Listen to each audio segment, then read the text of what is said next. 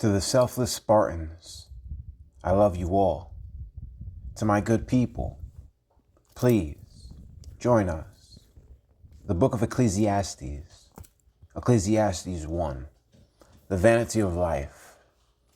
The words of the preacher, the son of David, king in Jerusalem. Vanity of vanities, says the preacher. Vanity of vanities, all is vanity.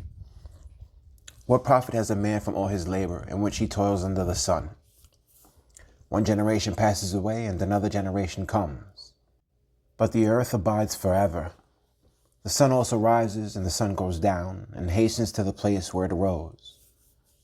The wind goes toward the south and turns around to the north. The wind whirls about continually and comes again on its circuit. All the rivers run into the sea, yet the sea is not full. To the place from which the rivers come, there they return again. All things are full of labor, man cannot express it. The eye is not satisfied with seeing, nor the ear filled with hearing. That which has been is what will be, that which is done is what will be done, and there is nothing new under the sun. Is there anything of which it may be said, see, this is new?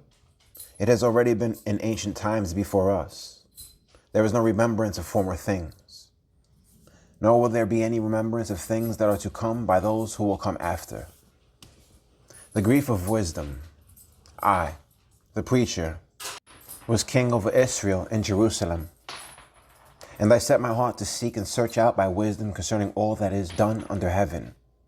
This burdensome task God has given to the sons of man, by which they may be exercised. I have seen all the works that are done under the sun, and indeed, all is vanity and grasping for the wind. What is crooked cannot be made straight, and what is lacking cannot be numbered. I communed with my heart, saying, look, I have attained greatness and have gained more wisdom than all who were before me in Jerusalem. My heart has understood great wisdom and knowledge.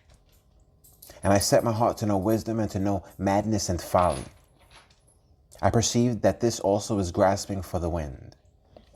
For in much wisdom is much grief. And he who increases knowledge increases sorrow. Ecclesiastes 2, the vanity of pleasure.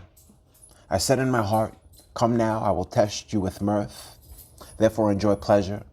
But surely this also was vanity. I said of laughter, madness. And of mirth, what does it accomplish? I searched in my heart low to gratify my flesh with wine, while guiding my heart with wisdom, and how to lay hold on folly, till I might see what was good for the sons of men to do under heaven all the days of their lives. I made my works great. I built myself houses and planted myself vineyards. I made myself gardens and orchards, and I planted all kinds of fruit trees in them. I made myself water pools from which to water the growing trees of the grove. I acquired male and female servants and had servants born in my house. Yes, I had greater possessions of herds and flocks than all who were in Jerusalem before me. I also gathered for myself silver and gold and the special treasures of kings and of the provinces. I acquired male and female singers, the delights of the sons of men, and musical instruments of all kinds. So I became great and excelled more than all who were before me in Jerusalem. Also my wisdom remained with me. Whatever my eyes desired, I did not keep from them. I did not withhold my heart from any pleasure. For my heart rejoiced in all my labor, and this was my reward from all my labor. Then I looked on all the works that my hands had done, and on the labor in which I had toiled. And indeed all was vanity and grasping for the wind. There was no profit under the sun. The end of the wise and the fool. Then I turned myself to consider wisdom and madness and folly. For what can the man do who succeeds the king? Only what he has already done. Then I saw that wisdom excels folly as light excels darkness. The wise man's eyes are in his head, but the fool walks in darkness. Yet I myself perceived that the same event happens to them all. So I said in my heart, as it happens to the fool, it also happens to me. And why was I then more wise? Then I said in my heart, this also is vanity. For there is no more remembrance of the wise than of the fool forever. since all that now is will be forgotten in the days to come. And how does a wise man die? As the fool. Therefore I hated life, because the work that was done under the sun was distressing to me, for all is vanity and grasping for the wind. Then I hated all my labor in which I had toiled under the sun, because I must leave it to the man who will come after me. And who knows whether he will be wise or a fool? Yet he will rule over all my labor in which I toiled, and in which I have shown myself wise under the sun. This also is vanity. Therefore I turned my heart and despaired of all the labor in which I had toiled under the sun. For there is a man whose labor is with wisdom, knowledge, and skill. Yet he must leave his heritage to a man who has not labored for it. This also is vanity and a great evil. For what has man for all his labor, and for the striving of his heart with which he has toiled under the sun? For all his days are sorrowful, and his work burdensome. Even in the night his heart takes no rest. This also is vanity. Nothing is better for a man than that he should eat and drink, and that his soul should enjoy good in his labor. This also I saw was from the hand of God. For who can eat or who can have enjoyment more than I? For God gives wisdom and knowledge and joy to a man who is good in his sight. But to the sinner he gives the work of gathering and collecting, that he may give to him who is good before God. This also is vanity and grasping for the wind. Ecclesiastes 3. Everything has its time. To everything there is a season, a time for every purpose under heaven. A time to be born, and a time to die, a time to plant, and a time to pluck what is planted, a time to kill, and a time to heal, a time to break down, and a time to build up, a time to weep, and a time to laugh, a time to mourn, and a time to dance, a time to cast away stones, and a time to gather stones, a time to embrace, and a time to refrain from embracing, a time to gain, and a time to lose, a time to keep, and a time to throw away, a time to tear, and a time to sow, a time to keep silent, and a time to speak, a time to love, and a time to hate, a time of war, and a time of peace. The God-given task. What profit has the worker from that in which he labors? I have seen the God-given task with which the sons of men are to be occupied. He has made everything beautiful in its time. Also, he has put eternity in their hearts, except that no one can find out the work that God does from beginning to end. I know that nothing is better for them to rejoice and to do good in their lives, and also that every man should eat and drink and enjoy the good of all his labor. It is the gift of God. I know that whatever God does, it shall be forever. Nothing can be added to it, and nothing taken from it. God does it, that men should fear before him. That which has already been, and what is to be has already been, and God requires an account of what is past. And justice seems to prevail. Moreover, I saw under the sun, in the place of judgment, wickedness was there, and in the place of righteousness, iniquity was there. I said in my heart, God shall judge the righteous and the wicked, for there is a time there for every purpose and for every work. I said in my heart concerning the condition of the sons of men, God tests them, that they may see that they themselves are like animals. For what happens to the sons of men also happens to animals. One thing befalls them, as one dies, so dies the other. Surely, they all have one breath. Man has no advantage over animals, for all is vanity. All go to one place. All are from the dust, and all will return to the dust. Who knows the spirit of the sons of men, which goes upward, and the spirit of the animal, which goes down to the earth? So I perceive that nothing is better than that a man should rejoice in his own works, for that is his heritage. For who can bring him to see what will happen after him? Ecclesiastes 4. Then I returned and considered all the oppression that is done under the sun. And look, the tears of the oppressed, but they have no comforter. On the side of their oppressors there is power, but they have no comforter. Therefore I praise the dead who are already dead, more than the living who are still alive. Yes, better than both is he who has never existed, who has not seen the evil work that is done under the sun. The vanity of selfish toil. Again, I saw that for all toil and every skillful work a man is envied by his neighbor. This also is vanity and grasping for the wind. The fool folds his hands and consumes his own flesh. Better a handful with quietness than both hands full, together with toil and grasping for the wind. Then I returned and I saw vanity under the sun. There is one alone, without companion. He has neither son nor brother, yet there is no end to all his labors. Nor is his eye satisfied with riches, but he never asks, for whom do I toil and deprive myself of good? This also is vanity and a grave misfortune. The value of a friend. Two are better than one, because they have a good reward for their labor. For if they fall, one will lift up his companion, but woe to him who is alone when he falls, for he has no one to help him up. Again, if two lie down together, they will keep warm. But how can one be warm alone? Though one may be overpowered by another, two can withstand him, and a threefold cord is not quickly broken. Popularity passes away. Better a poor and wise youth than an old and foolish king who will be admonished no more. For he comes out of prison to be king, although he was born poor in his kingdom. I saw all the living who walk under the sun. They were with the second youth who stands in his place. There was no end of all the people over whom he was made king. Yet those who come afterward will not rejoice in him. Surely this is also vanity and grasping for the wind. Ecclesiastes 5. Fear God, keep your vows. Walk prudently when you go to the house of God, and draw near to hear rather than to give the sacrifice of fools, for they do not know they do evil. Do not be rash with your mouth, and let not your heart utter anything hastily before God. For God is in heaven and you on earth. Therefore let your words be few. For a dream comes through much activity, and a fool's voice is known by his many words. When you make a vow to God, do not delay to pay it, for he has no pleasure in fools. Pay what you have vowed. Better not to vow than to vow and not pay. Do not let your mouth cause your flesh to sin, nor say before the messenger of God that it was an error. Why should God be angry at your excuse and destroy the work of your hands? For in the multitude of dreams and many words there is also vanity, but fear God. The vanity of gain and honor. If you see the oppression of the poor and the violent perversion of justice and righteousness in a province, do not marvel at the matter, for high official watches over high official, and higher officials are over them. Moreover, the profit of the land is for all, even the king is served from the field.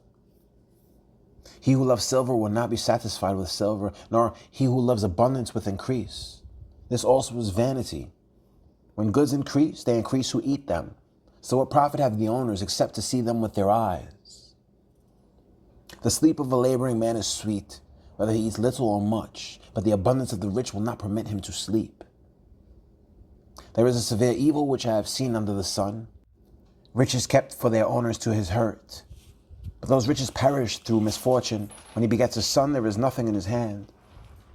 As he came from his mother's womb, naked shall he return, to go as he came. And he shall take nothing from his labor, which he may carry away in his hand. And this also is a severe evil. Just exactly as he came, so shall he go. And what profit has he who has labored for the wind? All his days he also eats in darkness, and he has much sorrow and sickness and anger. Here is what I have seen. It is good and fitting for one to eat and drink, and to enjoy the good of all his labor, in which he toils under the sun all the days of his life, which God gives him, for it is his heritage. As for every man to whom God has given riches and wealth, and given him power to eat of it, to receive his heritage and rejoice in his labor, this is the gift of God. For he will not dwell unduly on the days of his life, because God keeps him busy with the joy of his heart. Ecclesiastes 6. There is an evil which I have seen under the sun, and it is common among men. A man to whom God has given riches and wealth and honor, so that he lacks nothing for himself of all he desires. Yet God does not give him power to eat of it, but a foreigner consumes it. This is vanity, and it is an evil affliction. If a man begets 100 children and lives many years, so that the days of his years are many, but his soul is not satisfied with goodness, or indeed he has no burial, I say that a stillborn child is better than he. For it comes in vanity and departs in darkness, and its name is covered with darkness. Though it has not seen the sun or known anything, this is more rest than that man. Even if he lives 1,000 years twice, but has not seen goodness, do not all go to one place?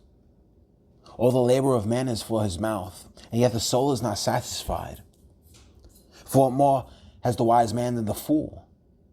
What does the poor man have, who knows how to walk before the living?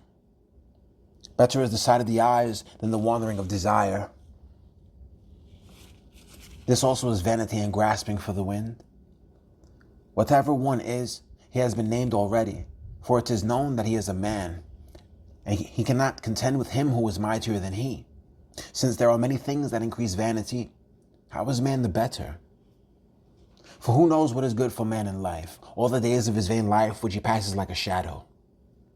Who can tell a man what will happen after him under the sun?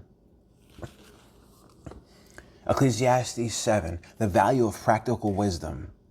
A good name is better than precious ointment, and the day of death than the day of one's birth.